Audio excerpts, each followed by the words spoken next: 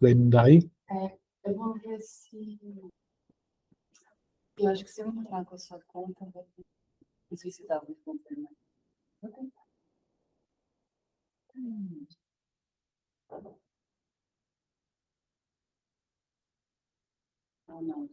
Não dá. Você teria que entrar com outro. Ele não consegue? Foi com outro? Tá. Uhum. Você tentando entrar. Ótimo. Isso. Agora.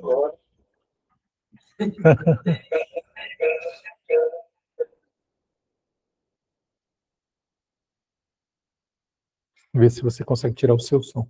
Acho que era. Foi? Né? Isso, agora vai dar. Maravilha.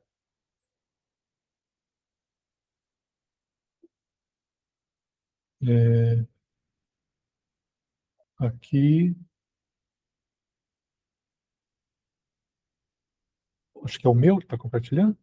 Não, Acho que é o seu.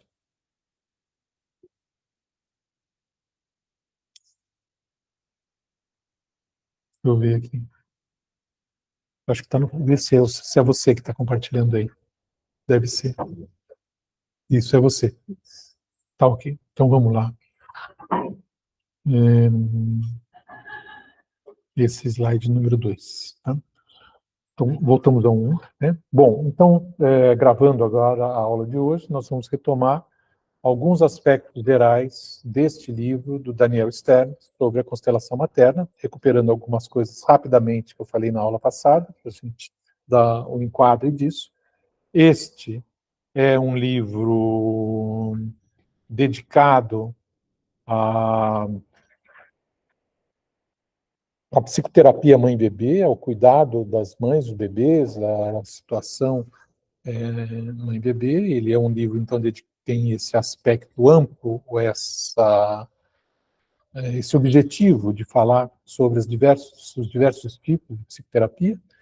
E o que Daniel Stern tem em mente é que, identificando que essa mulher está numa situação especial, e se nós compreendermos essa situação especial, ela tem necessidades especiais. Tem necessidades de setting, de necessidades de apoio, necessidades de suporte, necessidades de intervenção, que são diferentes do setting intervenção clássico da psicanálise tradicional, por assim dizer. Né?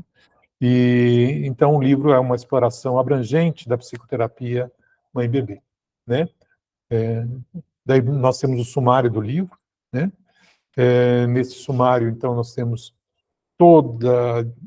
os diversos tópicos de que ele está tratando em termos das psicoterapias, e esse capítulo 11 que diz respeito à constelação materna, que é o que a gente vai estar abordando. Nesse capítulo, né,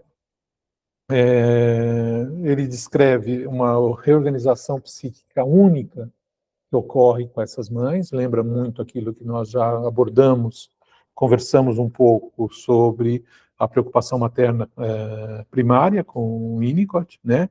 É um estado psíquico da mãe, né, causado por impulsionado ou levado a que ela esteja num estado subjetivo, em sintonia ou com a possibilidade de estar em contato com o seu bebê, portanto, comunicação não verbal, onde ela tem que interpretar esses funcionamentos, não só não verbais, mas muito primários, do que um bebê precisa, né? E ela precisa estar nesse estado para poder entender o bebê, senão ela não vai entender, principalmente nesse momento muito inicial.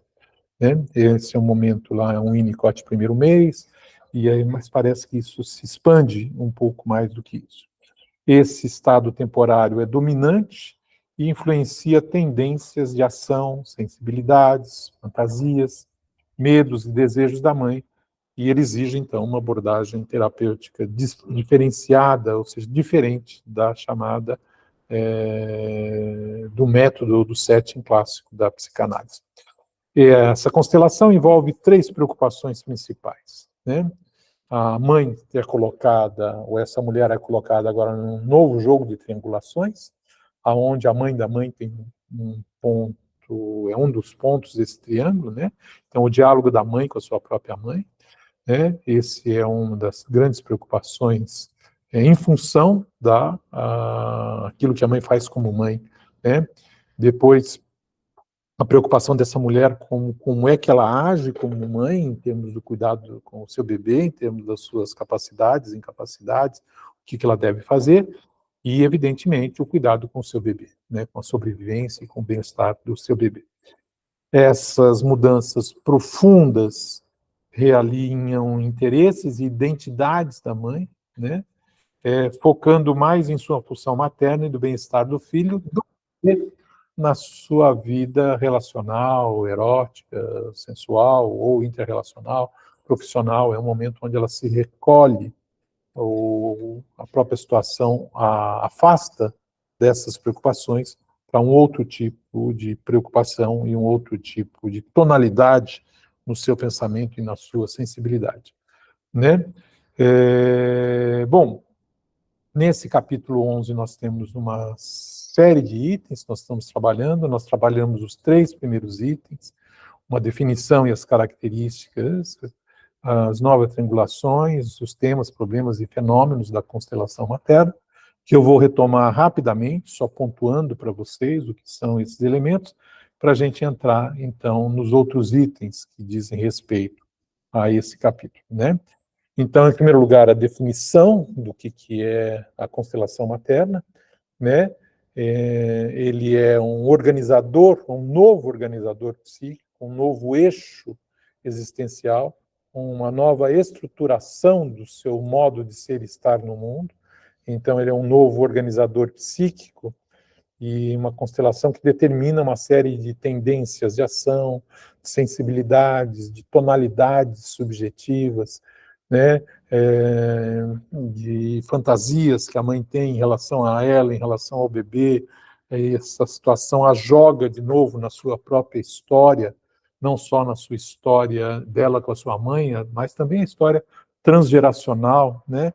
Cada vez mais isso vai aparecendo, não como uma transgeracionalidade, como uma determinação genética, mas uma determinação de uma história afetiva de um grupo, de uma família, de um conjunto de pessoas, né? E essas histórias vão se reproduzindo, não tais quais, né? Mas são tonalidades que vão passando de geração para geração, às vezes não só tonalidades, mas problemas, né, que passam de geração a geração, às vezes segredos que passam de geração a geração, né, e que vão se realizando em novas edições, em termos de tonalidades afetivas, de possibilidades, de ações, sensibilidades, e também de medos e desejos que vão sendo reativados ou reconfigurados ou realizados na existência dessa mãe, dessa relação mãe-bebê, né? Essa nova organização é temporária e sua duração é muito variável, né? Ela persiste por alguns anos, né? Persiste, que eu digo, ela deixa efeitos para, às vezes, para a vida toda, né? E, em certo sentido, a mãe vai deixar esse seu triângulo edípico, né? E vai entrar em num novo tipo de triangulação, num novo tipo de relação com o mundo e com os outros, né? Então, e ela implica necessariamente no próximo slide, né? A compreensão da constelação materna explicita também novas necessidades de setting e de cuidados psicoterapêuticos, né? E trata-se aí, então, de uma nova organização, não é só algo que se acrescenta à mulher, né? Trata-se de algo que reformula essa pessoa, né? Reestrutura a sua subjetividade, portanto, reestrutura valores, reestrutura sensibilidades, reestrutura organizações dinâmicas da história desta mulher, né? Então, a constelação da maternidade se refere a 3 preocupações e discursos diferentes, mas relacionados, que acontecem interna e externamente. Quais são eles? O discurso da mãe com sua própria mãe, Mãe, nesse contexto, refere-se às principais figuras maternas na experiência da mulher, especialmente na relação aí, então, da mãe como mãe para ela quando criança, né? Então, as relações, o que ela foi como criança, o que a mãe que teve, como é que foram essas relações, as marcas que aí ficaram, né? Comentei um pouco com vocês que muitos aspectos da depressão materna, da depressão corporal, né, pode estar, muitas dessas depressões estão relacionadas com a retomada, né, a reatualização de falhas maternas profundas, que a pessoa conseguiu se organizar lá de uma maneira ou outra, mas que esse evento a joga, impulsiona, né, de uma maneira intensa a reviver essas situações, né? Uma outra preocupação também importante é o discurso que essa mulher tem com ela mesma, né? E do que ela pode, de que mãe que ela é, se ela é capaz, se ela não é capaz, né? E isso é claro que envolve não só a capacidade atual, envolve toda a história dessa mulher, né?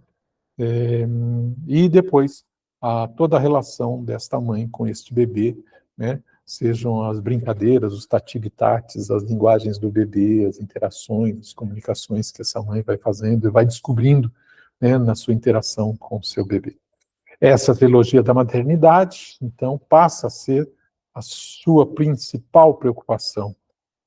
Trilogia, tanto a trilogia da mãe com a mãe da mãe, né, as trilogias entre os adultos, mas essa trilogia, a mãe como mãe, a mãe para ela mesma, a mãe com o bebê. É esse novo triângulo se montando. Então, essa trilogia da maternidade passa a ser a sua principal preocupação, no sentido de que requer a maior quantidade de trabalho mental, requer uma maior quantidade de trabalho mental e de relaboração mental, relaboração psíquica, né? O mental aqui é usado, como é usado nas neurociências, às vezes na psicanálise, como sinônimo de psiquismo. Às vezes a gente faz, em alguns momentos é necessário fazer uma distinção entre processos mentais e processos psíquicos, sendo processos psíquicos uma coisa muito maior, e processos mentais associados mais à possibilidade de relacionar as coisas, julgar as coisas, estabelecer relações causais, assim, o que implica, então, um modo específico de funcionamento da psique, né? Então, aquilo que chamamos mente, aquilo que a inteligência, a possibilidade de estabelecer relações entre as coisas e até mesmo de tirar conclusões dentre essas relações, ser tal barulho, banho, ser tal barulho, comida, né? Isso não é dado desde o início, né? Isso é dado a partir das experiências e da repetição das experiências, a criança vai criando esse tipo de possibilidade de relacionamento. Então, nessa perspectiva, que faz uma distinção entre psique e mente, nós temos a origem da mente, origem de um modo específico de funcionamento da psique. E a psique seria, então, um termo mais geral, que diria respeito àqueles fenômenos que acompanham o corpo, mas não são corpo, por assim dizer, de uma maneira muito mais ampla, né, dentro disso assim. No campo das neurociências, que é o campo que eu tenho me aproximado e visto, eles chamam tudo de mente, né? Então, ainda que em alguns momentos fique um pouquinho confuso. Em Winnicott, nós temos esse texto fantástico, a mente, a sua relação com psique-soma, aonde ele faz uma distinção entre psique, enquanto esse sentido mais geral da vida psíquica, né, ou aquele fenômeno que não é corpo, mas ultrapassa o corpo, mas tem apoio no corpo, o soma, que é a própria biologia, né, não só o sistema nervoso, mas todo o corpo, né, e a relação entre esse psique-soma, né, que eu digo que é um fato, o corpo e o soma estão, a psique e o soma estão sempre relacionados. É a percepção do psique-soma que às vezes eu não sinto exatamente como integrado, dissociado, mas a psique e o soma necessariamente juntos, né? Por quê? Porque existe alguma coisa que é a própria vida psíquica, ou é dar sentido aos acontecimentos corporais e depois existenciais, que é sinônimo aí de vida psíquica e que acontece se você tem um cérebro mínimo, né, organizando como uma totalidade, podendo dar sentido a essas coisas.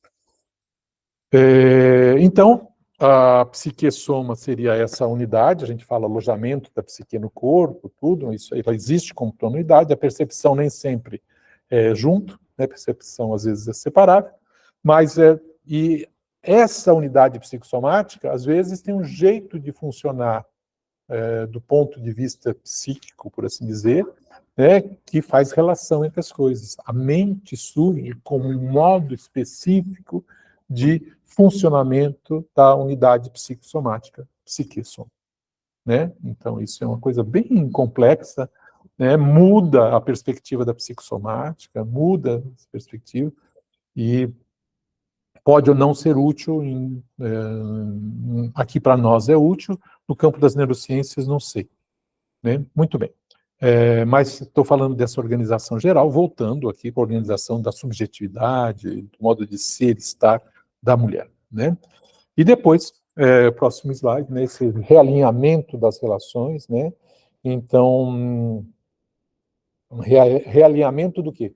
De quem ela é, de como se dão as relações, de quais são os pesos das coisas, os valores das coisas, né? Então, com o nascimento de seu bebê, a mãe experiencia um profundo realinhamento, né? Seus interesses e preocupações passam, então, a se relacionar né?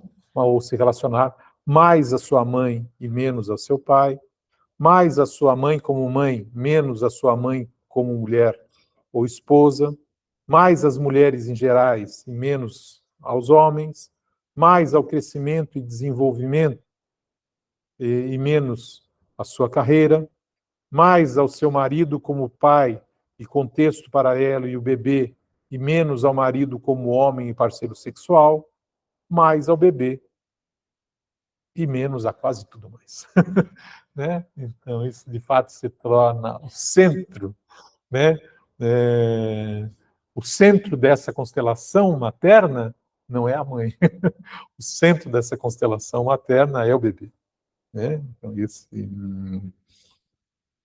isso então dá origem aí a essas novas triangulações, e o complexo de Édipo deixa de ter o seu lugar central. O que é interessante é que não é só o complexo de Édipo, é a vida instintual erótica nas relações interpessoais triangulares, que é o que seria, dentro do parênteses, dentro do desenvolvimento da vida psíquica, do ponto de vista de Winnicott, nós nascemos não integrados, vamos nos integrando, chegamos a um eu, diferencia eu e não eu do mundo, eu não eu. Depois fazemos uma integração ainda maior, com uma série de... integramos os aspectos, impulsos amorosos, impulsos destrutivos, integramos a própria vida instintual como fazendo parte de mim, né? E chegamos a ser uma unidade mais complexa, que o Winnicott denomina como whole person, pessoa inteira. Eu sou uma pessoa inteira, que relaciona-se com os outros como pessoa inteira. Essa ideia de pessoa inteira, né, também está associada à ideia de complexo de castração, no sentido de que eu tenho uma parte muito importante que eu posso perder, né, que posso retirar. Antes disso, não tem sentido falar. Se eu não sou uma pessoa inteira, não tem sentido em falar em perder uma parte, né? Mas é no momento que eu chego aí, então que eu sou uma pessoa inteira e vejo os outros como pessoa inteira, em que eu estou colocado num cenário edípico, impulsionado pela vida instintual, pulsional, erótica, para que eu administre essas tensões, excitações nas relações interpessoais, né? Então, esse é o triângulo clássico do neurótico, né? O neurótico tem essa perspectiva existencial, relacional, né? Pessoal e relacional. Mas esse triângulo muda na hora que o bebê nasce, né? Então, uma nova tríade psíquica, mãe da mãe, bebê, mãe, uma nova tríade psíquica, mãe da mãe, bebê, passou a existir e se tornou o eixo organizador central. Então, é mãe da mãe e o bebê, né? Aqui tá essa barra, mas deveria ser um hífen, né? Teria que ser mãe da mãe, barra, bebê, né? As tríades edípicas de mãe da mãe, pai da mãe, e sua nova edição de Mãe, Pai, Bebê saem do centro do palco e continuam questões, não deixam de ser questões importantes, mas em segundo plano, durante esse período em que a constelação da maternidade se torna predominante, né? Poderíamos argumentar que as questões do complexo de Édipo positivo da mãe, aquela questão Édipo positivo, Édipo negativo, se identificar com querer o pai, ou querer a mãe, o menino e a menina, em termos do menino que quer a mãe e afasta o pai, Édipo positivo, o menino que quer o pai afasta a mãe, Édipo na sua forma negativa, vice-versa para as meninas, e como todos vivemos, isso é na sua forma total, isso tudo, mas isso muda de figura, isso muda de figura, não só o triângulo muda, mas o impulso do triângulo, a força determinante do triângulo muda. A força não é mais a satisfação dos instintos ou as pressões instintuais eróticas, nem a descarga das pulsões ou das excitações, né? Passa a ser como é que é esse bebê, como é que se cuida desse bebê, como é que esse bebê vive, como é que esse bebê quem sou eu na relação com esse bebê, quem me ajuda, quem não me ajuda, com quem posso contar, com quem não posso contar. Então é interessante que o triângulo muda o triângulo, mas muda o impulso. Está aí determinando esse triângulo também. Se vocês quiserem, não só o impulso de base muda, mas como o telos, para onde isso vai, muda, né? Então, realmente, é uma constelação que muda, não só uma forma da constelação existencial que muda, né? Sim. Ele chegou a falar de figuras substitutas? Sim, aí é mais função materna, é o cuidador, ele vai falar, será que o pai, em algum momento aqui ele fala, será que o pai pode exercer esse lugar da mãe, de preocupação materna primária? Sim, pode, é um pouco mais difícil, envolve mais operações, mas às vezes a mãe biológica não está disponível, ou morreu, né? Uma mãe adotiva também é o caso, então tudo isso não está associado ao sangue, à biologia mãe biológica, né? São funções, ainda que, né, haja especificidades. Uma mãe biológica, ela tem que, uma mãe biológica, no seu processo de engravidar, gerar o seu bebê, sentir o seu bebê crescendo dentro de si, ter esse bebê nascendo de si, né? E depois recebendo esse bebê, junto com todas as fantasias que essa mulher tem sobre gravidez, filho, tudo é uma coisa. Uma mulher que adota, vamos pensar numa situação mais simples, que é uma mulher que adota porque não pode ter filho, por algum problema biológico, assim. As expectativas com relação a essa criança podem ser parecidas com da mesma mãe que gerou o bebê, mas o fato dela não poder engravidar já inclui alguma coisa. Aquele bebê, por exemplo, né, quando nasce, é a realização da sua potência e da sua impotência. Então já há um campo maior possível de ambiguidades, não ambiguidades patológicas, necessariamente patológicas, não, mas há um trabalho psíquico maior com relação a isso. Veja também do que se refere a esse momento da preocupação materna primária, que é um momento onde a própria caminhar da gestação, das transformações corporais e o nascimento do bebê causa uma série de acontecimentos biológicos que contribuem para a mulher entrar no estado de preocupação materna primária, né? E isso você não teria numa mãe adotiva. Você não passa por esse processo, por esses acontecimentos. Mas isso não quer dizer que ela não entre. Claro que não quer dizer isso. Ela entra, mas as coisas que devem ser administradas são de outra natureza. Não é de outra natureza, são mais complexas, eu diria. Mas ela pode entrar no mesmo estado, não sei se é o mesmo, mas vai realizar a mesma função de preocupação materna primária, de contato com o bebê, de alimentação, de cuidado. Além disso, a gente deve lembrar que isso está acontecendo no primeiro mês de vida, E é raro uma adoção acontecer aí, né? Então, esse bebê também já vem com um outro histórico, já vem com uma série de marcas, já vem com expectativas ou traumas, já vem com essas coisas que, numa situação standard, por assim dizer, né, nós não temos. Okay? Mas não há uma determinação, não há nenhuma determinação metafísica, nenhuma determinação biológica, genética, para ocupar esse estado. Aí é para realizar esse estado peculiar, assim, quer dizer, essa reorganização psíquica, ela poderia acontecer, por exemplo, em um momento de uma adoção de uma criança um pouco mais velha, sabe? É mais difícil, uma criança, porque uma criança de 4 anos já fala. Uma criança, então, o discurso já está presente, o poder contar com a criança já.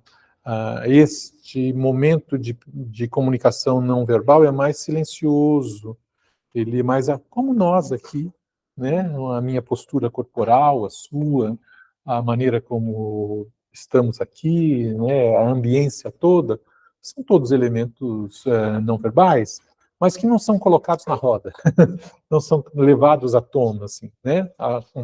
Então, agora, esse momento especial da comunicação não verbal, da sintonia quase que de consciente para inconsciente, sem passar por processos simbólicos, mais diretamente, ele caracteriza mais esse momento inicial. Assim.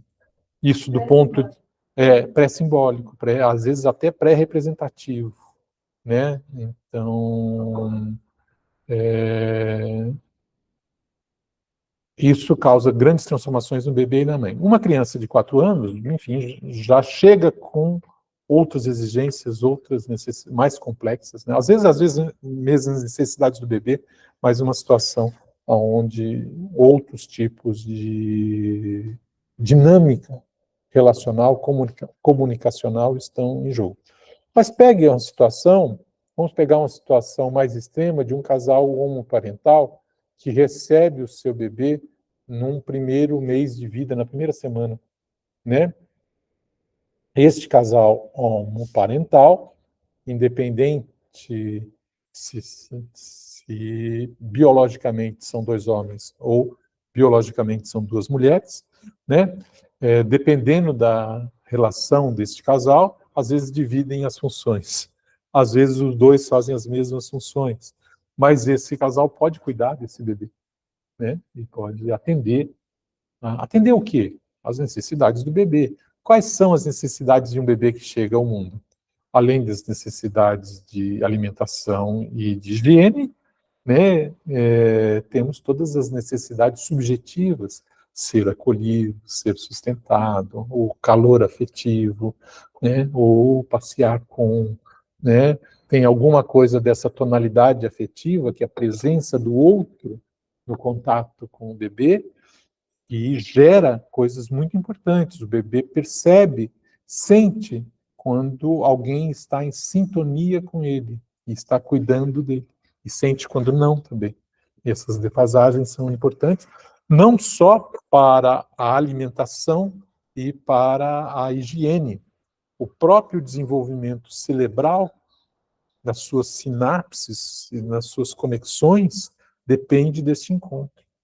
Né? Isso é uma coisa muito interessante das neurociências, que explicam não só como o cérebro humano se desenvolveu, em grande parte em função da sua vida social. Né? E se desenvolveu mesmo em termos o nosso ancestral mais antigo, o cérebro tinha 400 centímetros cúbicos. Né? O nosso ancestral mais direto, o Homo sapiens, porque somos nós, né? Tem um cérebro de 1.200 centímetros cúbicos. Né? Então, Hã? Será que poderia ser uma constelação da parentalidade? Sim, então ele é que é centrado na mãe, tá? É centrado ou na mãe ou na função materna. Tá, ok? Porque o lugar, quando você fala na parentalidade, você acaba se remetendo ao lugar do pai, lugar da mãe, o masculino e o feminino, assim. Então, num certo sentido, aqui chama constelação materna porque a função materna é o primordial, né? Mesmo o pai, quando age aqui com o bebê, ele não age propriamente como um terceiro, como um interditor, como alguma coisa assim nesse triângulo. Ele age como mais uma versão de mamãe, ou uma versão mais objetiva de mamãe, ou alguma coisa assim, né? Então, nesse sentido, o pai e a mãe, nesse início, né? Exerce essa função materna, mas com diferenças. A maneira como tudo é nuance aí, tá? Tem homens que são mais femininos, tem mulheres que são mais masculinas, né? O que é esse masculino e esse feminino? Às vezes é difícil de identificar em termos de objetividade, ou em termos de acolhimento, tudo, mas essas coisas podem variar muito nas pessoas, né? O foco aqui é esse: o bebê precisa de ter atendido às suas necessidades instintuais, alimentação e higiene, sede, etc., todas as coisas dentro do corpo, e as suas necessidades de ser e continuar a ser. Às vezes o Winnicott chama necessidades do ego, ou necessidades, ou ali, necessidades identitárias, por assim dizer, né? E essas têm a ver com sentir-se inteiro, sentir-se acolhido, o seu gesto atendido, né? O bebê que começa a procurar o seio e toda essa interação que a mãe faz sem que o bebê perceba que existe um seio externo, configura, numa boa situação, um ambiente de acolhimento. Mais que isso, um ambiente de integração do bebê. Então, o bebê, quando é cuidado assim, efetivamente, ele se sente integrado por fora. O abraço, né, dando essa integração, né? E o foco disso, então, são as necessidades do bebê, agora, assim dizendo sinteticamente, as necessidades de ser e continuar a ser, necessidades do id, aliás, necessidades do ego, e as necessidades instintuais, as necessidades ligadas às pressões instintuais corporais, né? E esse é o foco. E o cuidador, seja ele homem, mulher, a mãe biológica, ou um cuidador que não é nem a mãe nem o pai biológicos, né? Todos eles em função dessas necessidades existenciais do bebê, né? É esse o cenário, e eu acho que é por isso que ele chama constelação materna e não constelação parental, né? Que talvez a constelação parental faça mais sentido no momento em que a criança já puder estabelecer relações triangulares. No momento em que ela tiver se integrado e pode se inserir em relações triangulares. Aí sim temos mais adequado falar numa constelação familiar do que falar em papai e mamãe ou em família no estrito senso. Ainda mais no nosso tempo, em que a noção de família tem se expandido, ou se reduzido, ou se expandido, né, nos mais diversos aspectos da maneira como ela pode estar montada, né? Muito bem. É um comentário curioso que o Stern faz: as mulheres entram aí, mas a princípio elas não sabem que estão em outro lugar. É como se a vida fosse uma continuidade, ela está sendo mãe, a continuidade da vida nessa direção, né?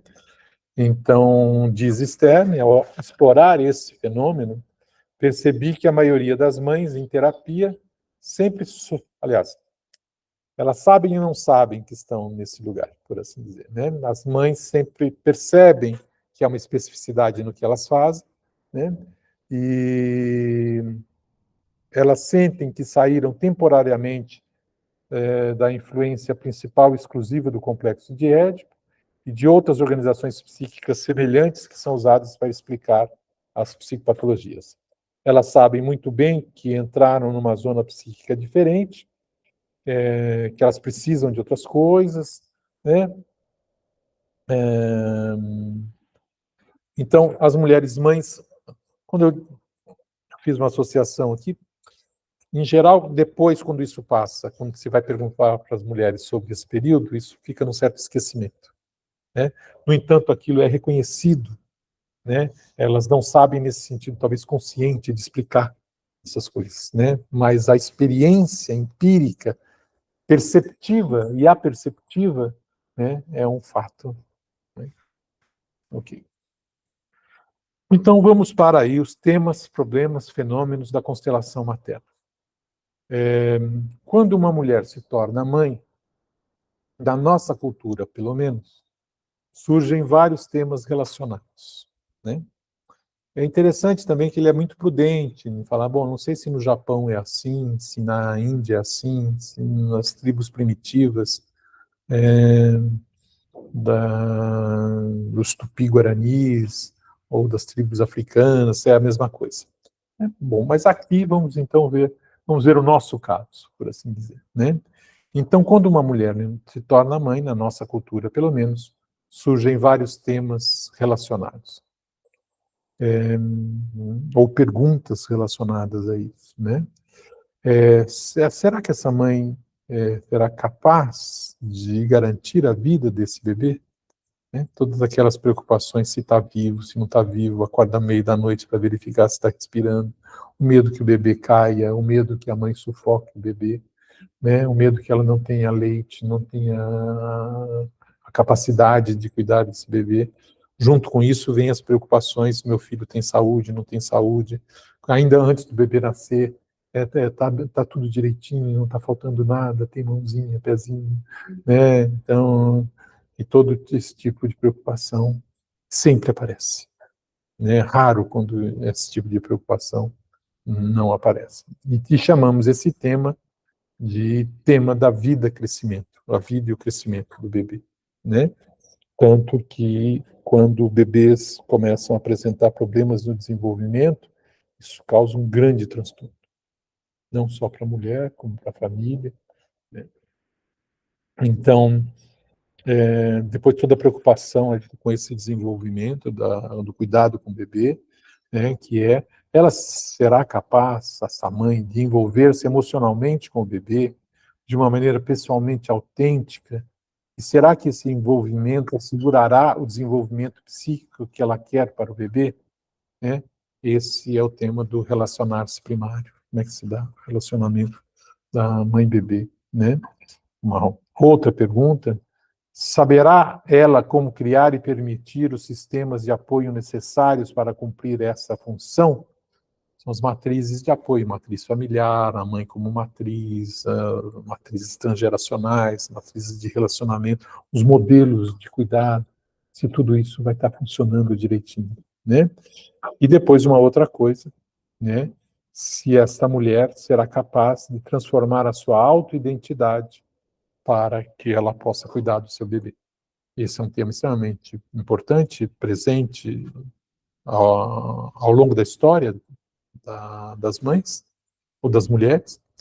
E no nosso mundo tem toda a questão da profissão. Não vou ter filho agora porque não é o momento da minha profissão. E mesmo tendo filho, não, tive filho um mês depois estava trabalhando, barriguinha seca. Né? As artistas muito têm, né, um modelo assim, né? Então aparece uma mãe que teve seu filho, rapidamente se recuperou, está trabalhando e é uma mãe excelente, né? Tudo ideais assim, irreais, né? Ideais irreais, né? Porque não é possível assoprar e chupar, como é que é? Chupar cana e assobiar ao mesmo tempo, né? Soprar e assobiar, né?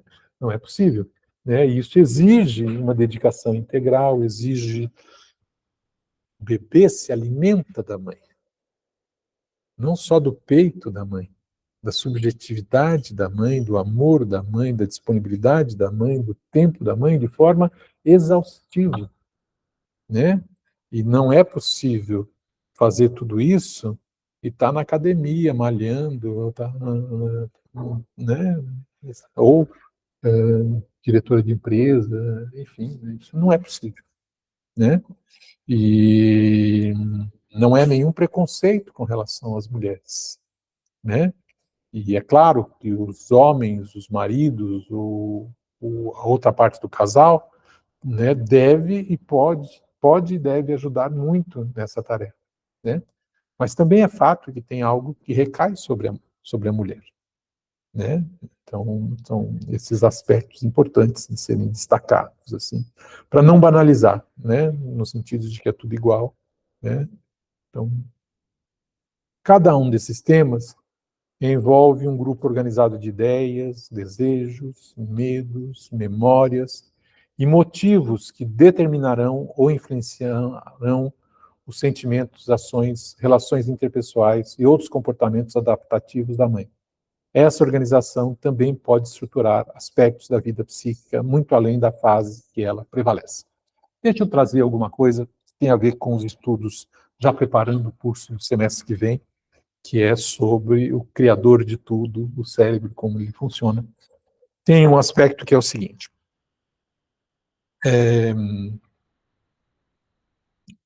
Nós recebemos... Eu dou um beliscão em alguém, faço assim. Isso é um estímulo físico que se transforma numa série de transmissões elétricas que chegam até o cérebro enquanto estímulo físico assim. E você pode analisar isso em termos das excitações e da transmissão de diferenciais de potencial, de eletricidade. Você pode decodificar esse monte desse tipo de coisas e você diz, tem uma informação que é transformada, inclusive, numa informação digital, né? Uma informação de... Você transforma isso num sinal elétrico ou alguma coisa assim, você chega a uma informação, estímulos e respostas lineares, se vocês quiserem, ainda que muito complexos. Ok? Chega até o cérebro um conjunto de estímulos elétricos que vêm dessas vias. Esse é um tipo de informação que chega também através de qualquer máquina, né? Você pode transformar isso em sinal de computador, e um computador chega e fornece o mesmo. Quando isso chega no nosso cérebro, temos uma mágica, e um sentido é dado a isso. Esse sentido que é dado a este estímulo, vamos supor que seja a dor, okay? Esse sentido que é dado aí depende de como que o cérebro está funcionando como um todo.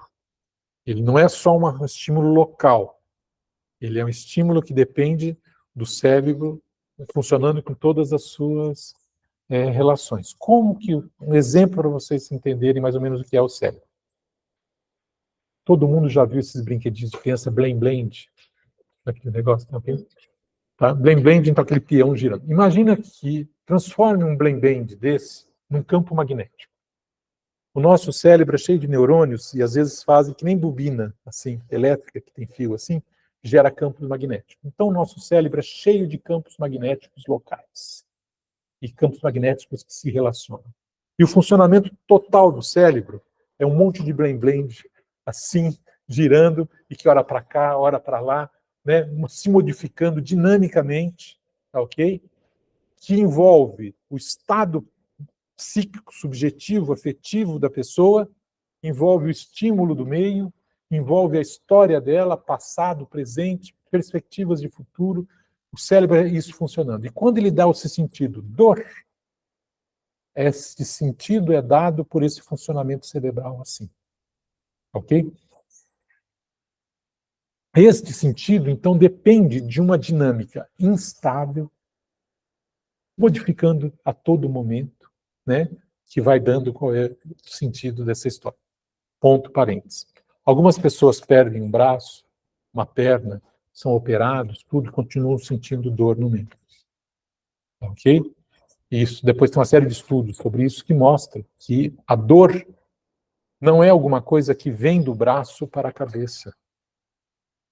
Né? Porque se fosse assim, né, o braço amputado, não chegaria o estímulo lá para dar a dor. Então tem alguma coisa da configuração do funcionamento do cérebro, por assim dizer, que vai lhe dizer dor, mesmo que o membro não esteja lá. O sentido dado às coisas, o modo, as adaptações que a mãe vão fazendo, a subjetividade da mãe, tudo isso é esse cérebro funcionando. Não só naquele momento, mas interagindo com o outro lado do casal parental, com a família, se tem irmão, se não tem irmão, com a dinâmica, com o que está acontecendo. É esse tipo de dinâmica que está acontecendo. Então, você jamais terá um computador para cuidar de um bebê. Porque um computador, vou dar um outro exemplo que vocês vão entender. Um computador é como um ar-condicionado, só que muito mais complexo. O ar-condicionado, ele é organizado para regular a temperatura dessa sala a 22 graus. Ok? E ele foi um excelente ar-condicionado de altíssima geração, com inteligência artificial. Ele vai pegar os estímulos de fora, diretos, temperatura, tem um sensor ali específico, de grande precisão, e manterá essa sala em 22 graus, ok? Ali no termômetro, direitinho, ok? Com micro variações. Agora, a maneira como você vive 22 graus, como você vive, você e eu, é totalmente diferente. Não só porque sou eu, você é você. Amanhã você está sentindo diferente, ok? Né? Se uma mulher está na menopausa, mais ainda diferente, né? Então, o que acontece? O bebê tem os seus estados momentâneos, específicos, e a mãe se adapta a esta dinâmica específica. Então, vocês vejam o jogo dinâmico de interações, né, e de entendimento e de comunicações que está acontecendo para que uma mãe possa cuidar de um bebê. Então, um ar-condicionado não vai fazer isso nunca, porque ele não tem como processar situações globais que mudam de uma hora para outra, onde uma coisa uma hora é A e outra hora é B. E o cérebro humano, a gente está falando do cérebro, agora eu vou sair das neurociências. A mãe, enquanto ser humano, e a mãe, enquanto cuidadora, fornece esse tipo de dar sentido ao que ela faz e ao que o bebê recebe, e o bebê também tem essa regulação mútua com a mãe, que são sentidos determinando, né? E é isso que está em jogo. E é essa dinâmica que a gente está um pouco estudando e apontando quais são as suas características. O interessante de os estudos de neurociência é que você pode pegar esses fenômenos que nós falamos com uma maior tranquilidade, subjetivo, da comunicação da mãe, do encontro, do atender às necessidades da criança, do ser junto com a criança, do dar à criança a possibilidade de ser e continuar a ser, consegue transportar isso para uma linguagem mais objetivante ou para uma linguagem que se refere aos neurônios, aos conjuntos de neurônios, às redes neuronais e coisas assim, que têm interesses científicos próprios da área da neurociência. E que talvez esses conhecimentos da neurociência fortaleçam, né, ou até nos ajudem a ampliar determinados entendimentos do que é a presença de um ser humano com outro, e aí no caso que estamos vendo, da mãe com seu bebê. Sim. Isso que você está falando tem relação, assim, é por isso que crianças que, por exemplo, são abrigadas, bebês que são abrigados, eles podem ter questões psíquicas no futuro por conta de não ter um cuidador principal. Exatamente. Né, né? Vamos falar do ponto de vista das teorias do desenvolvimento, não só de Winnicott, mas outras teorias do desenvolvimento, onde o que acontece? O cuidador oferece um ambiente estável. Um ambiente estável possibilita que a sua experiência de mamar, de um bebê mamar, se repita. E se repita dando a ela condições de integrar o que aconteceu ontem com o que aconteceu hoje, o que aconteceu antes com o que acontece agora. Ela começa a fazer conexões, sistematizações, e ela vai se integrando numa pessoa, vai juntando tudo isso, isso aqui sou eu. ok? Vai havendo uma harmonia. Nós vamos aprendendo a sentir. Isso é dor, isso é angústia, isso é desespero, isso é esperança, isso é saudade, isso é você me falta. Os sentimentos são aprendizados nesse sentido. Agora, como é que você vai aprender alguma coisa no caos? É muito mais difícil. Exemplo clássico, não sei se é clássico, mas exemplo típico. Um paciente psicótico que não consegue diferenciar entre dor e angústia. Dor física e angústia. Eu sempre falo de um caso de um paciente que estava com o pé machucado e passou o dia reclamando de dor no hospital psiquiátrico que eu trabalhei. Né? Então, mas não precisamos ir para psicóticos. Né? Vejamos o que nós sentimos. Nós, brasileiros, sentimos saudade. Né? Um americano, eu sinto falta de você. Não é a mesma coisa. Né? E os nossos sentimentos, né? E depois vamos para nuances, né? Então, eu gosto de você como amigo. Né? E aí as coisas vão tendo nuances, assim, do que são os sentimentos, né? E às vezes, quantas vezes nós não sabemos direito o que sentimos, né? Um comentário também aqui com relação às práticas psicoterápicas, dizer para o paciente, mas o que é que você quer mesmo? Qual o seu desejo verdadeiro? Pergunta dificílima, e nós não sabemos isso. Quantas vezes nós não sabemos o que queremos, ou somos muito ambíguos com relação ao que queremos, né? Então, isso, às vezes, o chegar verdadeiramente no que você deseja é uma construção, não é uma descoberta, né? Você vai construir esse tipo pela experiência, pelo relacionamento, pelo encontro, né? Então, a experiência determinando. Então, notem como o sentido desses acontecimentos tem a ver com a história, mas não são predados. A história de uma mulher já não tem muita coisa já estabelecida que vai determinar como ela é mãe. Mas quando ela se realiza como mãe, tem um monte de coisas acontecendo. O bebê a determina, ela determina o bebê, as determinações todas, e é esse conjunto que vai se organizando. É tão fantástico que é um milagre que funciona. Como é que isso tudo faz assim e a mãe continua sendo ela mesma e o bebê continua sendo e tendo as coisas que precisa? É quase um milagre, né? Uhum. A questão hormonal, né, biológica, mas os hormônios são muito interessantes da amamentação, né? Uma coisa muito rápida. A mãe Veja. estressa, o leite seca na hora. É, exatamente, TPM. Olha, mas então, não estou falando dos hormônios assim? TPM. Não é a TPM, não é um processo só biológico, tá ok? Mas tem uma determinação biológica importante e tem alterações subjetivas importantes, né? Não é, pejorativamente falando, coisa de mulher que tem uns trecos assim, não, como se fosse encanação, uma coisa subjetiva. Não é.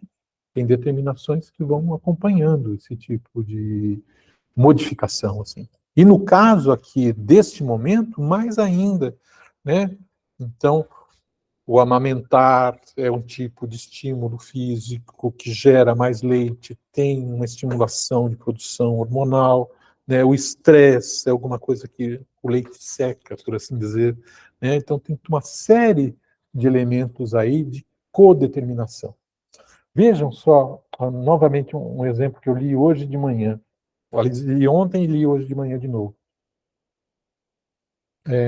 Você pega uma mesa de bola de bilhar, tá ok? Você tem lá aquela conjunto de bolas, tem a primeira bola que você bate, a primeira bate e as outras se espalham, né? Então, para saber o que vai acontecer depois que você deu a primeira tacada, ok? Então, para você saber, um computador saber onde é que vão estar as bolas todas, você tem que saber consistência de cada bola, força colocada na bola que dá o impulso inicial, a força do taco, qual é a direção, né? Qual é a programação. E você, digamos, há a possibilidade de, num momento inicial, você ter todos esses dados, não é? No momento seguinte, essas bolas se movimentam, uma determina a outra, e você tem que começar a considerar mais variáveis. E no outro, mais variáveis. E essas mais variáveis começam a depender de outras variáveis. A mesa, quem está em volta da mesa, as atrações gravitacionais. E aí você começa a aumentar o sistema, ele se torna complexo de uma tal maneira que é imprevisível por um computador estabelecer todas as variáveis. Saber onde é que no nono movimento, por assim dizer, das bolas, né, o que um computador faz? Ele vai testar todas as possibilidades e verificar todas elas para verificar o que é que vai acontecer segundo coisas pré-estabelecidas, não é isso? Só que isso levaria o tempo de uma vida, né? E o cérebro, quando o cara pensa numa jogada, o cérebro faz imediatamente. Melhor dizendo, a jogada não. Uma mãe, quando chega no seu bebê e se aproxima, rapidamente, ela sabe, se ela tiver em sintonia, o que o bebê precisa. Que é muito mais complexo do que uma mesa de bilhar. Muito mais complexo. Né? Isso faz com que a gente possa, então, afirmar categoricamente a impossibilidade de uma mãe-máquina. A impossibilidade de um robô se comportar como um ser humano. A impossibilidade de um robô ser um psicoterapeuta. A impossibilidade de um robô ser um parceiro amoroso. Ainda que possa imitar diversas coisas. Né? Então esse é o elemento. O útero biônico. Né? Você viu que teve o HC fez o primeiro transplante de útero aqui no Brasil, tipo, algumas semanas atrás. Uma irmã doou o útero dela para a irmã poder gestar um filho. Tipo, é surreal isso? Surreal, surreal. Assim, quer dizer, isso, o útero pode ser doado. O sentido que é dado ao bebê que cresce neste útero não pode. As técnicas de reprodução podem ser feitas de infinitas maneiras. Você pega um espermatozoide, um óvulo, né? Junta diversos, coloca numa mulher, pode, dentro dessas coisas malucas, você pode até implantar um útero dentro de um homem, né? Fazer as coisas mais assim. Essas mecânicas todas você pode fazer. O sentido que essa mulher que recebeu o útero está dando para o bebê que está crescendo dentro dela, o sentido que ela dá a isso, não há máquina que possa fazer.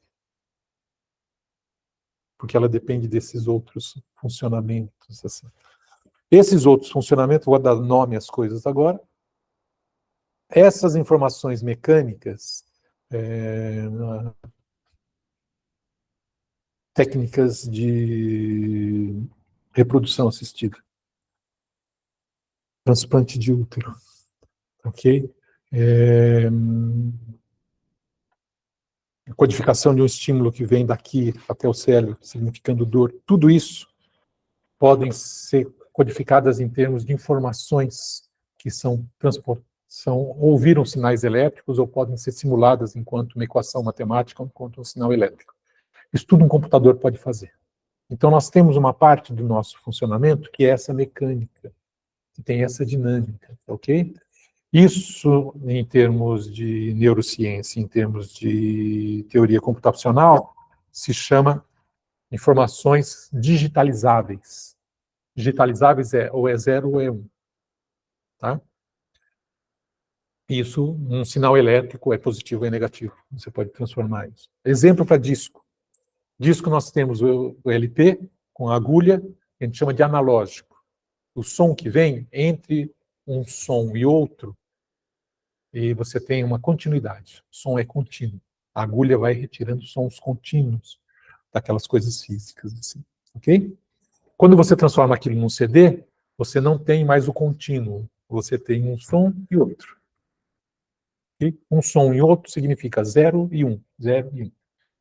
Dizendo de outra maneira, nós temos um conjunto de informações biológicas, mecânicas, objetivas, da máquina humana enquanto biologia, que pode ser transformado em transformação digital, 0 e 1. Então, nós temos informações objetivas assim.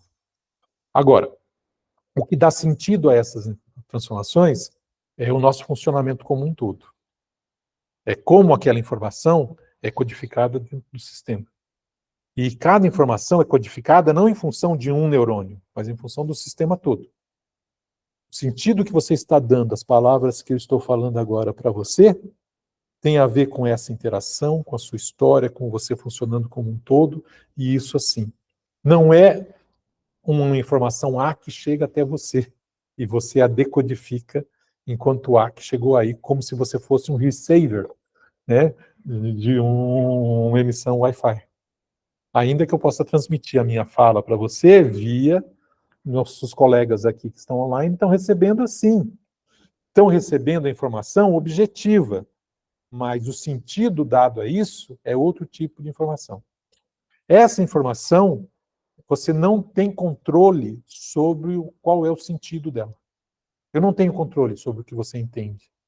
E não se trata só de decodificar direitinho o que eu estou falando. Porque essas informações se associam às suas informações, aos seus coloridos semânticos, aos seus sentidos. Isto dentro da matemática e da informática, das coisas de computação, se chama a imprevisibilidade dos funcionamentos de certos sistemas, a impossibilidade de, dado um sistema, você saber como é que ele vai funcionar para sempre, né? Isso tem certas teorias, eles chamam, por exemplo, tem um matemático que mostrou que todo sistema é incompleto, que você não consegue jamais ter a completude de um sistema, sempre precisa de coisas de fora, ok? É o princípio princípio de Gödel, né, da indeterminação dos sistemas. Eu tenho outro matemático chamado Poincaré, que é a impossibilidade de um sistema se determinar a si mesmo completamente, né? São coisas mais ou menos assim. Retornando ao nosso papo aqui, né? Nós temos uma imprevisibilidade de determinados situação, os dados, saber os sentidos que serão dados àquelas experiências. Uma mãe será uma mãe com um bebê, ela se repete tudo, mas como isso vai ser codificado, como os sentidos que serão dados para ela e para o bebê são indeterminados previamente, ainda que a relação determine muita coisa. Está claro aqui? Né? Muito bem. Então, cada tema envolve, desses temas que nós estamos falando, são todos temas que têm a ver com esse funcionamento global. E é desse funcionamento global, né, focado na mãe, que nós estamos abordando, a isso que nós estamos nos dedicando. Então, cada tema envolve um grupo organizado de ideias, desejos, medos, memórias e motivos que determinarão ou influenciarão os sentimentos, ações, relações interpessoais e outros comportamentos adaptativos da mãe. Essa organização também pode estruturar aspectos da vida psíquica muito além dessa fase em que ela prevalece. São modificações estruturais com maior ou menor intensidade. Ele vai focar isso em certos temas ou preocupações, né, e tarefas relacionadas, então, a essa constelação da maternidade, e os 3 discursos que ela precisa reunir da trilogia da maternidade, da mãe com a mãe, da mãe com a mãe e da mãe com o bebê. Né? E falando sobre esses 4 temas, então ele destaca que tipo de coisa é uma constelação da maternidade, quais são os seus temas e tarefas componentes, se isso é um complexo, se não é, enfim, são questões um pouco mais teóricas, deixa eu passar para as questões mais empíricas. Né? Então vamos... a mãe, a constelação materna tem o bebê no seu centro, que é a sobrevivência física e psíquica desse bebê, e a continuidade dessa existência. Né? e isso determina a mãe, a relação com o bebê, a relação parental, a relação familiar, daí o Winnicott às vezes fala de preocupação materna, não preocupação materna primária, mas preocupação parental primária, né? São todos esses elementos se determinando e se desenvolvendo, né? Deixa eu ver aqui.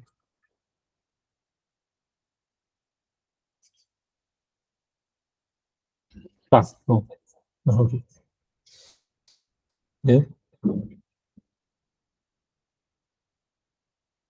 Então, alguns aspectos assim, que eu vou falar diretamente, que a gente chegou a trabalhar até aqui, né? A constelação da maternidade não é universal, ela não é inata, né?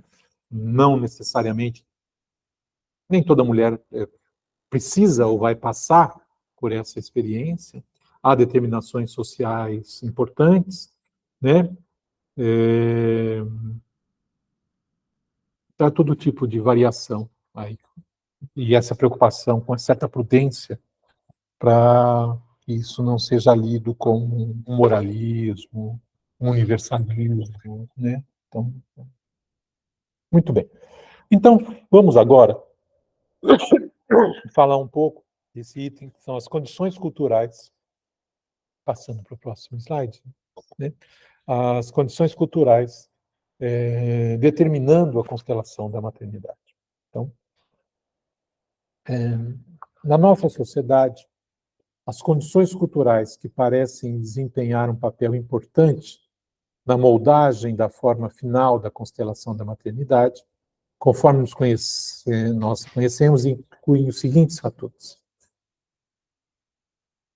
o valor dado aos bebês, a sua sobrevivência, bem-estar e desenvolvimento ótimo, né? Às vezes isso é utilizado muito para propagandas com bebês lindos, gordinhos, bonitinhos, são sempre tocantes, né? Há um certo inconsciente com relação à importância da questão dos bebês, mas não vejo propagandas sobre, a não ser a propaganda, uma certa propaganda sobre o aleitamento materno, mas programas estatais de incentivo à maternidade ou ao cuidador principal deste bebê, que fará uma função materna, e de como que esse bebê precisa ser cuidado intensamente, né? Em alguns países, a licença maternidade é 3 anos. Se não me engano, não sei se na Alemanha, acho que tem alguma coisa assim, ou na Dinamarca, sei lá, alguma coisa assim, né? 5 dias. Faz com 5 dias, né? Então,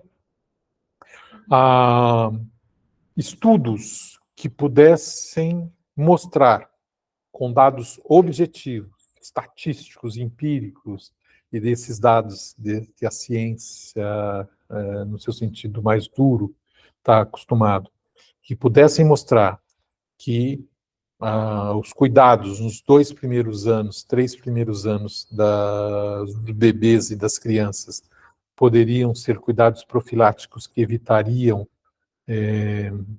não totalmente os grandes distúrbios do desenvolvimento, mas amenizariam os desenvolvimentos e a intensificação desses sintomas, né, poderiam produzir uma modificação mundial da importância do cuidado com esses bebês.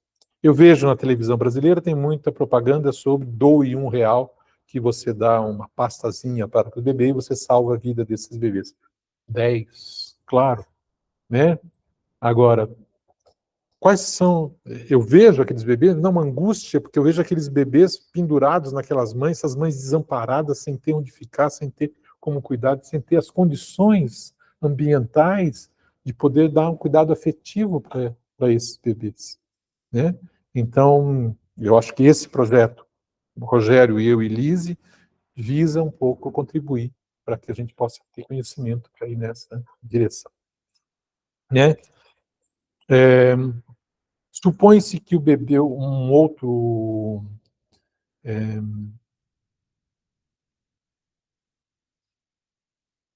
elemento que faz parte do imaginário social aí, né? Supõe-se que o bebê seja desejado, ainda que muitos bebês não sejam, né? Inclusive, muitas mães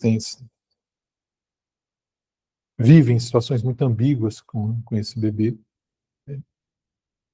A cultura atribui um grande valor ao papel maternal ou materno, e a mãe é, em parte, avaliada como pessoa por sua participação e sucesso no papel maternal. Então, a mulher passa, nesse momento, a ser muito mais avaliada se ela é uma boa mãe do que se ela é uma mulher bonita, né? Pelo menos nesse contexto fica muito claro, né? Eu diria que no imaginário da nossa sociedade, né, quando temos uma mãe dando de mamar a um bebê, ou aparece uma mãe com um bebê no colo, né, a sua dimensão de fêmea atraente é perdida ou afastada, né? A não ser alguns casos de fetiche, né, de atração por mulheres grávidas, coisas assim, né? Mas isso não é digamos, socialmente, não é isso que é incentivado em termos do imaginário, né, dessa situação. Acho que é uma questão moral também. Uhum. Da mulher como mãe. Pensando nisso. Que a mulher é muito mais avaliada moralmente. Exatamente. Por como ela exerce. E ela é cobrada de ser uma boa mãe, né? Você é uma mãe desnaturada, não cuida do seu filho, não dá de mamar, né? Isso aparece como uma pecha, né? Sim. Então, o outro item, a responsabilidade básica pelos cuidados com o bebê é colocada na mãe, mesmo que ela delegue grande parte da tarefa a outras pessoas, né? É esperado que a mãe ame o bebê, né? Tanto que as mães que não amam seu bebê são execradas, né? Teve algum caso social de uma mãe que larga o bebê e depois vem buscar a ambiguidade e ela é punida, criminalizada, uma coisa assim, né? Até aborto, né? Hã? Uma tentativa de aborto. São tornadas, né?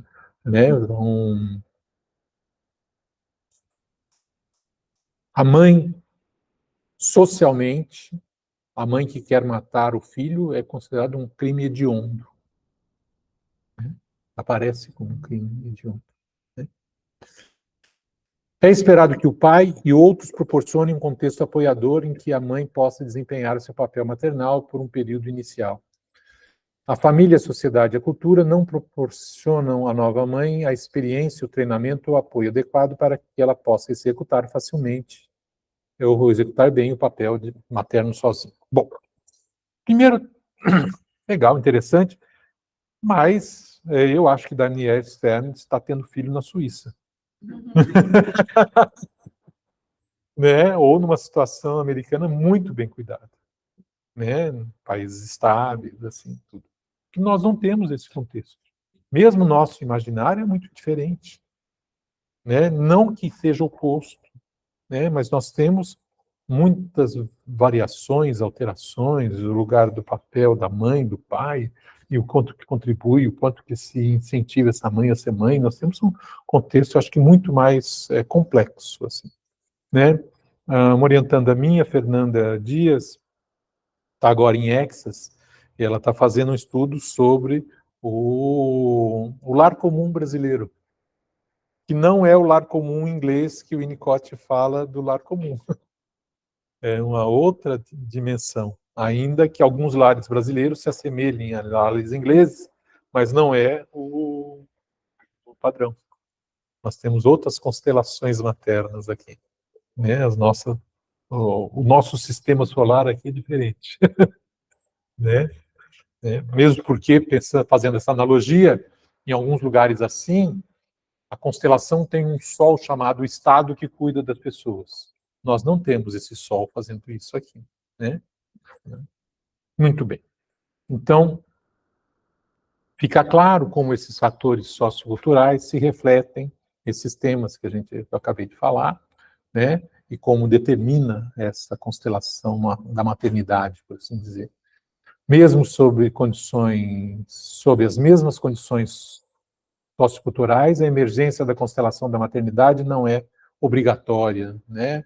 Então, essa discussão sobre se isso é inato, se isso é o destino da mulher, não é isso, né? E às vezes, famílias onde não necessariamente dentro da mesma família, né, uma filha e outra filha vão seguir o mesmo caminho, vão ter a mesma relação com relação a ele, né? Bom, e temos uma série de determinações aí que a gente então pode descer, alguns detalhes de lugar de pai, lugar de mãe, lugar de avó, como é que essas relações se dão, a mulher no trabalho, né, a mulher empregada, a licença maternidade, como que os pais cuidam dos cuidados do bebê, todas essas determinações relacionais, mas também socioculturais, né, envolvendo esse... Muito bem. E depois esse outro elemento, agora dizendo que tudo isso, próximo slide, sim, informando que tudo isso gera transformações momentâneas, pontuais, mas também pode e gera modificações estruturais, ou a mãe é para sempre, né? E ela se sente mãe para sempre, né? Então, a fase da constelação da maternidade não é um período crítico, sensível,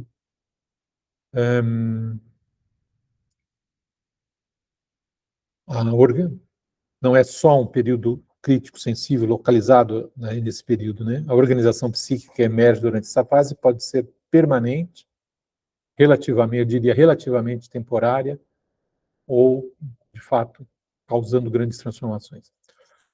Eles falam com uma certa reserva, eu tenderia a dizer que a maternidade gera transformações permanentes, ainda que nem sempre visíveis, né? Então, vamos passando agora aqueles diversos itens, né? A vida em crescimento, relacionar-se primário, a matriz de apoio e reorganização da identidade da mulher, pensando nesses diversos itens. Deixa eu ver só que horas são para me regular. Bom, então cada um desses itens com as suas especificidades, vamos ver as suas dinâmicas de funcionamento. O primeiro tema deles, o tema problema fenômeno da vida em crescimento, né? A pergunta é se a mãe consegue manter vivo o bebê e cuidar bem dele, né? É uma preocupação da mãe, uma preocupação do entorno da mãe, né? Às vezes isso pode ser delegado totalmente para a mãe, esse problema da mãe, isso, né? É esse tema que nas primeiras noites em casa e por algum tempo depois leva a mãe repetidamente ao lado do seu bebê, dormindo, leva a mãe a repetir até o seu bebê para ver se ele ainda está respirando, né? Mesmo que depois ela possa fazer. As mães brincam, lembro disso como brincadeira, assim, tudo, mas mesmo brincando fazem, né? Não deixam de levantar para ver se o bebê está respirando, né? Não deixam de colocar o espelhinho na boca, né? Né? E isso não só com o bebê. Isso, né? Longos anos se passam, né? E não é uma preocupação só da mãe, né? Isso é uma preocupação parental, né? Pelo menos eu ainda tenho isso, né? Eu tenho uma filha de 11, às vezes está muito quietinha, deixa eu estar muito quieta demais. Né? Então, né? Esse tema também é onde a mãe toma suas decisões de quando alimentar, quando trocar, não só com dados objetivos do bebê chorando com fome, né? Ela se antecipa ao que o bebê precisa, né? Ela se antecipa, seja ela amamentando ao peito, seja com a mamadeira, tem uma série de cuidados, né? Com a alimentação e a higiene do bebê, né? Esse outro comentário, esse tema que transforma comentários superficialmente irritantes da nova avó de que as bochechas dele não são muito cheias, ele está muito magrinho, ele precisa engordar, né? E, bom, e aparecem todas as intervenções de todo mundo dá palpite. Coitada das mães, né, ou desses cuidadores que recebem palpite de todos os lados para saber como cuidar do seu bebê, né? Aqui dentro de uma perspectiva assim darwinista, etologista da espécie, né?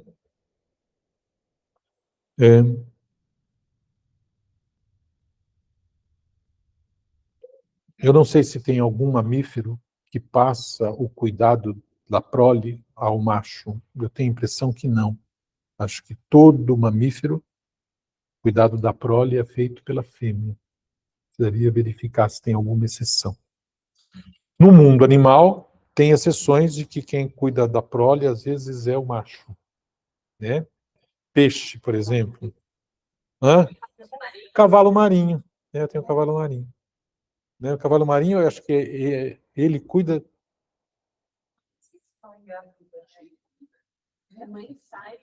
A mãe sai e ele cuida, né? Aquele peixinho Beta Splendens, lembra? Peixe de briga? Ele tem que ficar sozinho no aquário, porque na hora que nasce, a fêmea come todos os filhotes se você deixar no meio. Então, inclusive, eu já criei esse bichinho, tem uma espécie que é um quadradinho de acrílico com uma vala, assim, com uma fenda. Quando a fêmea dá os peixinhos nascem, os peixinhos caem e a fêmea não fica em contato mais com quem cuida é o macho, né? E que o macho é que é colorido, que tem aquele rabão. É isso sim, o macho que é colorido e que tem aquele rabão todo e faz bolinhas na superfície assim para cuidar dos ovinhos, né? Quando os ovinhos nascem, se deixar a fêmea come todos, né? Então, na natureza tem... Agora, no nosso caso, mamíferos, né? São as fêmeas que cuidam, né? Então, há alguma coisa com relação...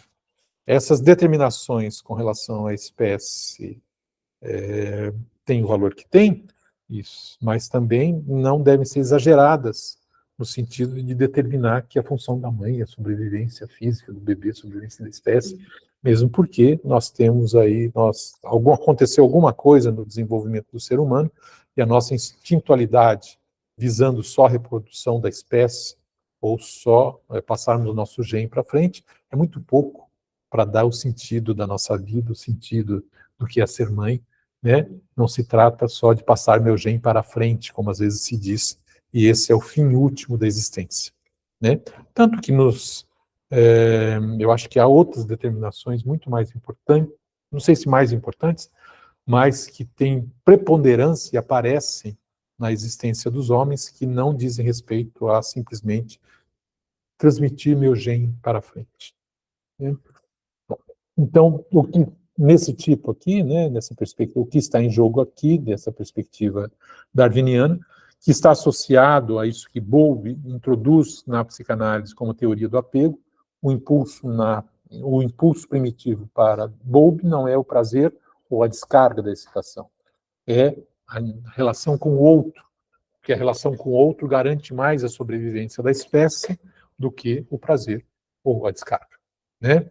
Ele, num certo sentido, ele anexa Darwin, neodarwinismo, com a teoria da sexualidade ou das pulsões. Assim, há toda uma discussão sobre essa história, mas isso, e como a teoria do apego tem uma presença muito grande nessas perspectivas, e inclusive Daniel Stern, temos um destaque a ser dado aqui. Então, o que está em jogo aqui é se a mãe terá sucesso como animal humano, tá? Todas as coisas que estejam envolvidas aí nesse cenário, né? Medos próprios da constelação materna que dizem respeito à sobrevivência do bebê. É esse tema do crescimento da vida que gera uma família de medos que normalmente fazem parte da constelação da maternidade. Que o bebê morra abruptamente, ou mais especificamente, que ele pare de respirar, que ele sufoque sem querer, né, na cama, sufoque com a mamadeira, engasgue, morra engasgado, a mãe em cima do bebê, né, todas essas coisas, né, aquele pesadelo de que a mãe dorme e quando acorda ela sufocou o bebê. Né? Tem a questão da síndrome da morte súbita, né, que é muito presente em termos de uma fantasia, de um medo, e pouco presente em termos empíricos. Né? Mas é muito presente esse tipo de coisa. E de chegar para uma mãe e falar isso é bobagem, não pensa nisso, desqualifica o que ela sente. Né? Você não pode desqualificar esse sentimento. Né? E não pode dizer, ah, não, deixa de bobagem. Né? Isso não é assim que você cuida. Né? Você atende um pouco a isso para tranquilizar a mãe, para libertá-la, para poder cuidar de outras coisas. Né? A outra coisa que a criança não coma, que isso dura durante muito tempo. Não é só quando o bebê, né? As crianças. Então, várias vezes, né, o que se ouve, que eu já ouvi de mais de um pediatra, não se preocupe, seu bebê, sua criança não vai morrer de fome. Tendo comida, a criança não morre de fome. Certo? Não fica desnutrida, né? Basta ter comida. Então, a criança vai comer. Né? É claro que se você oferecer só xizitos, né, ela vai ter um problema, né, e vai talvez preferir comer só xizitos. Mas isso depende do que você oferece. Né? E é interessante, né, e assim por diante, em resumo, assassinato por profunda inadequação. Matei meu filho por incompetência de ser mãe. Né? Ou se o bebê vai vingar, se não vai vingar, se vai ter um bom desenvolvimento, todas essas questões envolvidas, que é um medo com relação à potência, eficácia, potencialidade da mãe ser mãe. Né? Como é que se resolve isso? Do ponto de vista de Winnicott, incentive a mãe a ser ela mesma. Né? De um ponto de vista mais coach, dê um manual para como a mãe deve se comportar, né? Então, de planilhas e coisas, né? Esse tipo de coisa. Enfim, tem uma série de variações aqui também. A sobrevivência da vida do bebê é um tema novo para a mulher e faz sentido dentro dessa perspectiva. Então, muitas coisas vão estar girando em termos dessa preocupação. Né? Depois, essas preocupações são mais ou menos relacionadas umas com as outras, umas determinam ou se sobrepõem às outras, né? E é agora a questão se a mãe vai ser capaz, se vai ser competente, se vai ter as condições de cuidar direito do seu bebê. Desde se ela vai ter leite, se ela vai saber dar amamentar, se ela vai saber dar banho, se ela vai saber brincar com o seu bebê, se ela vai saber pôr o seu bebê para dormir. Olha o desespero de uma mãe que o seu bebê não dorme, inicialmente. Né? E a preocupação de que isso se deve a ela. Ela é a culpada das angústias, das cólicas e de que ela não faz o seu bebê dormir. Não estou sendo uma boa mãe. Né? E isso gera uma angústia profunda. Né? E na própria no sentimento de confiança que essa mãe tem com ela. Né? Então, as questões centrais desse relacionar-se primário, né? A mãe vai ser capaz de amar o bebê? Poderá sentir que o bebê a ama? Poderá reconhecer e acreditar que ele é realmente seu bebê? Né? O medo de ter seu bebê trocado na maternidade. Né? Conseguirá entrar naquele estado de preocupação materna primária descrito por Winnicott, em que ela desenvolve uma sensibilidade aumentada e se identifica intensamente com o bebê a fim de responder melhor às suas necessidades? Vimos lá no texto de Winnicott que nem todas as mulheres conseguem entrar nisso. Né? Será capaz de ler seu bebê? Conseguirá relacionar-se com ele de uma maneira não verbal, pré-simbólica e espontânea? Conseguirá brincar livremente com ele? Será que ela é uma mãe natural? Ou uma mãe nata ou inata? Né? Todas as questões assim. Aqui tem um aspecto da discussão com o Stern, e ele acha que, às vezes, o brincar, a gente se brinca só porque quer brincar e a função é só o brincar. E ele não associa o brincar com esse objetivo ontológico, que é ser e continuar a ser, encontrar-se consigo mesmo e com o outro. Então, acho que ele não, eu diria que seria interessante ampliar o lugar do brincar dentro dessa perspectiva que o Stern está colocando, né? Então, mesmo porque temos também lá em Winnicott uma afirmação e uma consideração de que, às vezes, o bebê não sabe brincar. Às vezes, não. O bebê não nasce brincando. Ele terá que aprender a brincar. Não aprender a brincar do jeito que você ensina um jogo. Informação objetiva, mece a peça de xadrez, assim. Essa informação objetiva que um computador faz. O brincar é estar com o interjogo da regulação mútua, ok? Isso tudo será aprendido e uma mãe ensina a criança a brincar. Não, eu já vi isso, você tem que ensinar a criança a brincar. Como é que você ensina a criança a brincar? Eu já ouvi coisas assim. Chega para a criança e fala, pega esse bonequinho, junta com esse bonequinho, que você brinca. É uma estupidez, eu acho isso muito grande. Como é que você ensina uma criança a brincar? Brincando com ela. Não para ela usar como modelo, mas para pôr em funcionamento a sua espontaneidade, a sua criatividade, o seu estar com.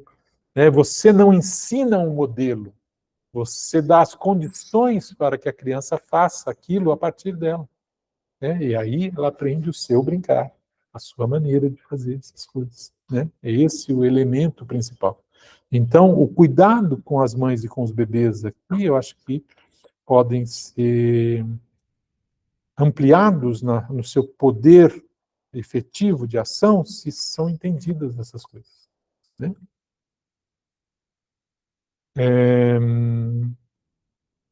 Os medos e o relacionar-se primário. Então, as mães, em geral, são extremamente conscientes, mas também temerosas do fracasso dessa tarefa. Né? Eu vou passar um pouquinho, nós só temos mais 10 minutos, para o tema do problema da matriz de apoio. Né? O terceiro tema se refere à necessidade da mãe de criar, permitir, aceitar e regular uma rede de apoio protetor, benigna, para que ela possa realizar plenamente as duas primeiras tarefas de manter o bebê vivo e promover seu desenvolvimento psíquico-afetivo. Esse tema, o da matriz de apoio, é inevitavelmente, dadas as imensas demandas que tanto o bebê quanto a sociedade fazem à mãe, sem proporcionar a necessidade. É o que está faltando? É inevitável. Né? Então, a questão é a seguinte: quem cuida da mãe? Qual é a rede de apoio que essa mãe tem? Qual é a sustentação que ela tem? Física, familiar, emocional, de apoio de outros cuidadores. E isso tem dimensões sociais, dimensões conjugais, dimensões da família. Né? Isso, digamos, imaginem um tipo de propaganda intensa na televisão, né, falando sobre a necessidade da rede de apoio das mães ao cuidarem dos seus bebês. Nós nunca temos isso. Nunca é falado esse tipo de... E como que isso está cuidando da saúde mental, psíquica de um país. Né? Então, esses elementos seriam extremamente importantes, eu acho, de serem não só detalhados, como incentivados. Aquilo que eu tinha falado um pouco, próximo slide, que esse negócio de cuidar de bebê é assunto de mulher ou coisa de mulher, não é. Né? É muito mais amplo do que isso. E o marido atualmente faz parte dessa rede de apoio, mais claramente, mas essa é uma rede de apoio mais ampla.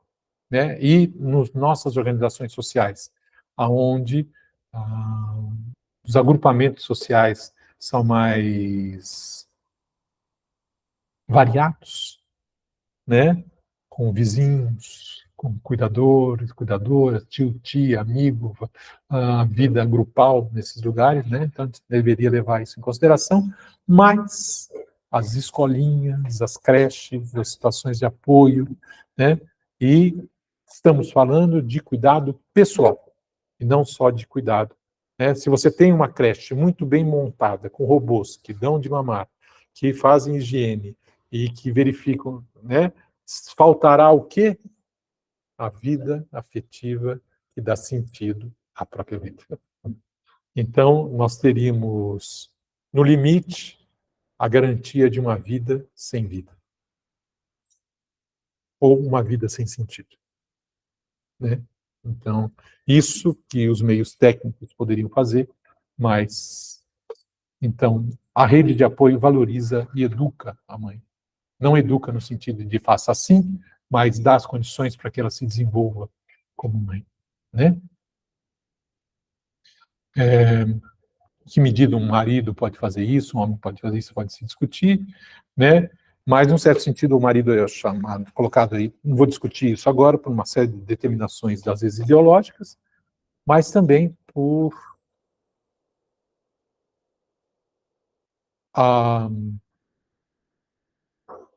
tem questões históricos, culturais, e tem algumas outras questões de difícil objetificação, que é como que uma mulher se prepara para ser mãe, desde cedo, com a sociedade e com a relação com o próprio corpo, né? E eu acho que há determinações sociais e determinações biológicas. Ainda que as determinações biológicas nunca sejam um plano de como você vai ser uma mãe, né? Mas o fato de ser mulher faz diferença nos cuidados maternos com bebês. Talvez não faça diferença nos cuidados maternos com pacientes, né? Mas mesmo assim, eu acho que tem certas variações aí. Fica como um tema em aberto, por assim dizer. Então, todas as discussões aqui, e depois essa rede de apoio, relacionamento com o marido, depois o relacionamento da mãe com a própria mãe, né? Quem vem ajudar a mãe a ser mãe nesse momento. Então, uma coisa também, ou de algum assistente social, de algum cuidador, ou de algum terapeuta, que vem ajudar a essa mãe, né? Algumas outras coisas aqui, ser mãe e teoria do apego. Estou passando um pouco rápido, quero chegar ao último item, a mãe da mãe para a mãe, né? O julgamento dessa matriz, ou do relacionamento com essa matriz. Veja os detalhes da relação conjugal, como isso está acontecendo, só apontando itens e mostrando para vocês a diversidade dessa história. E o último tema, né, que seria, dentro desse pedaço, o tema problema-fenômeno da reorganização da identidade. E esse é um tema que a gente não poderia deixar de falar. Então, o quarto tema se refere à necessidade da mãe de transformar e reorganizar sua autoidentidade. Em essência, a nova mãe deve mudar seu centro de identidade de filha para mãe, de esposa para progenitora, de profissional para mãe de família, de uma geração para a precedente. A menos que ela consiga realizar essas transformações, as outras três tarefas da constelação da maternidade ficarão comprometidas. O que ele quer dizer? Se não há essa transformação, ela abandonará a função de mãe em detrimento, ou diminuirá a função de mãe em detrimento dessas outras. Ok? E se ela fizer isso, o bebê sofre. E o desenvolvimento é prejudicado. Então, ou é necessário um outro contexto de cuidado para que possa fazer aquilo que essa mãe não está fazendo. Esse tema da reorganização da identidade é tanto uma causa quanto um produto do desenvolvimento com as figuras maternas da matriz de apoio recém-discutida, né? Então, há uma determinação transgeracional ao lugar, o que ser mãe significa para essa mulher, né? Essa reorganização é uma necessidade óbvia para que a mãe, na verdade, altere seus investimentos emocionais, sua distribuição de tempo e energia e suas atividades. A nova identidade como mãe, progenitora, mãe de família e assim por diante, exige um novo trabalho mental. Né? Exige compor mais coisas, exige distribuição, exige organização, exige que ela se dedique, que se entregue a algumas coisas e, portanto, não possa se entregar às outras e depois ir se afastando e modificando isso. Né? A necessidade de modelos é evidente e ela vai reviver a longa história de suas identificações com a própria mãe e com outras figuras parentais, maternais, em busca dos modelos necessários. Alguns poderão se tornar modelos negativos, mas serão, não obstante, ainda modelos. né? Não serei jamais como a minha mãe. Né?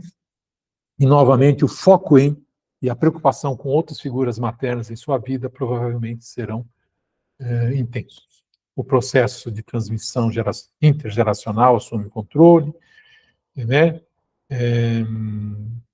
O contexto evocativo presente seu papel na transformação de identidade, né?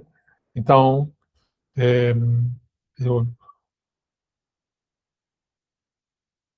esse processo evocativo é o que leva, quais são os modelos, as identidades que evocam a mãe a ser tal coisa, e como que ela administra isso, né? As reflexões que vêm a seguir são provocadas pela seguinte pergunta, em termos desse contexto evocativo: por que a mãe da mãe é o modelo parental central a ser seguido e rejeitado? Porque a mãe tem experiência de ser mãe. Porque ela já foi bem sucedida, a princípio, ou pelo menos de uma forma imaginária, dessas outras tarefas, né? E é isso que uma mãe espera, alguém que lhe diga, então, o que fazer e como cuidar. É essa a grande necessidade de uma mãe, né? E esse momento em que a mãe se torna mãe dispara todas as suas memórias, todas as suas fantasias, todas as suas expectativas, todas as suas relações que ela teve ao longo da vida com relação à maternidade. Ela querendo ou não, se identificando ou não com esse papel, né? Uhum. Bom, ok. Nós teríamos mais um monte de coisas a ver, mas ficamos por aqui. Então, isso que eu fiz é o rol de entrada do entendimento do que acontece com a mãe, do que é a constelação materna, da maternidade. Aliás, talvez a tradução melhor é a constelação da maternidade, mais do que constelação materna, né? Porque a constelação da maternidade tem o bebê no centro, e a constelação materna tem a mãe. Então, nesse sentido. E com isso, nós podemos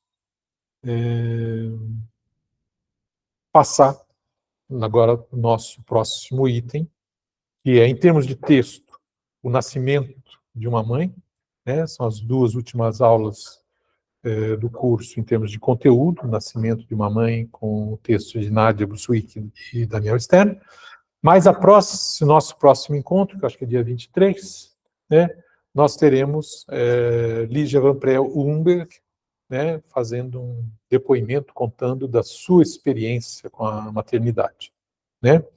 O que eu acho muito interessante com relação a esses depoimentos eu escolhi pessoas que têm experiência, tanto acadêmica quanto com a maternidade, para falar, mas não é necessário ter experiência acadêmica, né? Você pode pegar qualquer mulher com qualquer experiência da maternidade, boa ou ruim, e colocar essa pessoa para contar a sua história, né? E nós vamos identificar estes temas correlatos, como as coisas dão certo ou não. Então, não é necessário estudar para poder falar sobre esses fenômenos, ainda que seja necessário estudar para poder explicá-los, para poder agir sobre eles, e para poder estarmos mais aptos, né, seja a trabalhar com relação ao desenvolvimento, seja a trabalhar com relação aos cuidados clínicos, seja de mães, seja de bebês, né? Então, eu acho que com isso estamos indo bem, assim. Às vezes eu acho que a gente é um curso que vai só até o hall de entrada, parece que dos temas, só, né? Mas já é alguma coisa, né? No sentido de que a partir daí nós temos não só fenômenos colocados em evidência, como temos um material para trabalhar com esses fenômenos, para aprofundar isso, e assim a gente vai. E nas pesquisas de vocês, isso podem ter ecos conforme a gente vai se desenvolver. Tá bom? A semana que vem não temos aula, né? E na outra semana seguimos então com a aula de Lígia. Tá bom? Sim. Gente, tem que deixar no seu escaninho, para te enviar por e-mail. Eu acho que é melhor me entregar no último dia de aula, ou se não puder entregar no dia, deixar no meu escaninho lá. Nenhum problema. Pode deixar no meu escaninho. Pode deixar no meu escaninho. É melhor, que daí fica mais fácil para eu ler, para eu trabalhar. Assim. Quantas páginas? Algo que eu possa ler, né? 100 páginas não vou ler. Né? Algo que eu possa ler, sim. Né? E não há um... É mais importante o uso que você pode fazer desse material para suas pesquisas ou até uso pessoal para escrever alguma coisa assim, do que exatamente um conteúdo específico a ser trabalhado ou ser reproduzido, né? Mais nessa direção. Tá bom? Ok, gente, então até outra semana. Obrigado. Ai, ai. Hoje está mais enxuto. É? Eu